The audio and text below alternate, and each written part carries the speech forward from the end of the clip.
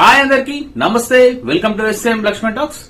హయగ్రీవుడు అనే రాక్షసుడు కశ్యపుడు మను అనే వారికైతే ఈ హయగ్రీవుడు అనే రాక్షసుడు రాక్షస గడియలో వీరికి జన్మిస్తాడు. అయితే రాక్షస లక్షణాలు కలిగిన ఈ హయగ్రీవుడు గుర్రం తలతో మానవ శరీరంతో జన్మిస్తాడు.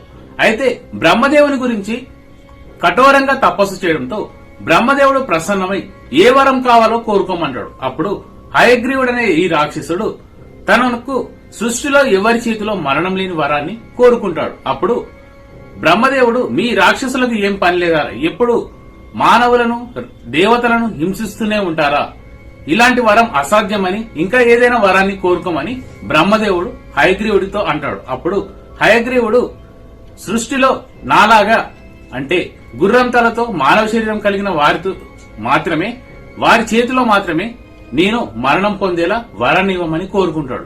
బ్రహ్మదేవుడు తదాస్తు అనడంతో బ్రహ్మదేవుడి దగ్గరే ఉన్న వేదాలను దొంగలిస్తాడు హయగ్రీవుడు. ఎందుకంటే సృష్టిలో తనలాంటి రూపంతో తనకు మరణం అసాధ్యమని బ్రహ్మదేవుడి దగ్గరే వేదాలను అపహరించి వెళ్లిపోతాడు. అలా దొంగలించిన వేదాలను బ్రహ్మదేవుడి దగ్గర తీసుకుని వెళ్లిపోవడంతో బ్రహ్మదేవుడు శ్రీ మహావిష్ణువు దగ్గరికి వెళ్లి నిద్ర లేపదామని చూస్తాడు. అయితే శ్రీ మహావిష్ణువు కొన్ని వేల సంవత్సరాలు అసురులతో యుద్ధం చేసి సారంగ పాని పైన పడుకొని నిద్రపోతూ ఉంటాడు. సారంగి ధనస్సుని తల కింద పెట్టుకుని నిద్రపోవడంతో బ్రహ్మదేవుడు వమ్రి అనే ఒక పురుగుని సృష్టిస్తాడు.